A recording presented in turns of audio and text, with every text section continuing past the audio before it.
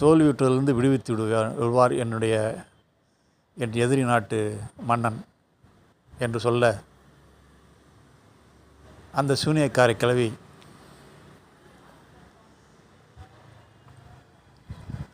பதில் சொல்கின்றார்.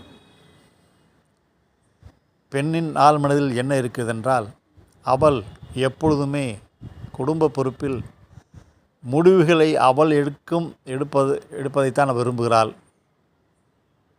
முடிவுகளை அவள் எடுக்கும் பொழுது அவள் தேவதையாக செயல்படுகின்றாள். முடிவுகளை கணவனோ மற்றவர்கள் எடுக்கும் பொழுது அவள் சூனியக்காரியாக செயல்படுகின்றாள்.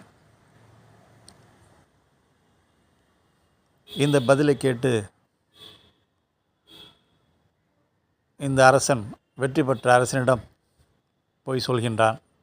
பெண்களின் ஆழ்மனதில் இருக்கும் ரகசியம் என்னவென்றால், எந்தவித முடிவுகளையும் அவர்கள் எடுக்கும்படி நாம் ஒப்புவித்துவிட்டால் அந்த பெண் சந்தோஷமாகவும் மகிழ்ச்சியாகவும் தேவதை போல செயல்படுகின்றாள்.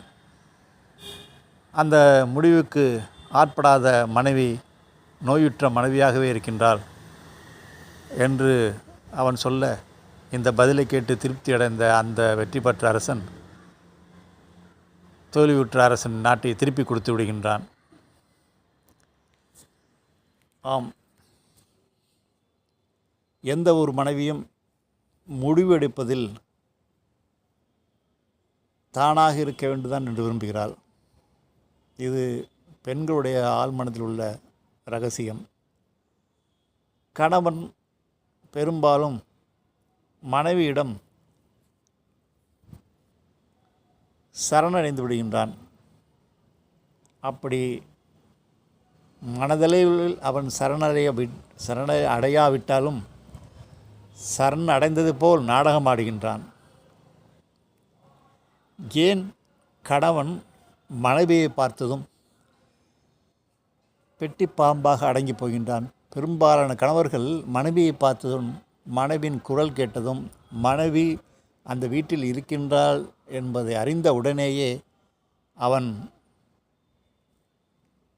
மௌனமாகி விடுகின்றான்.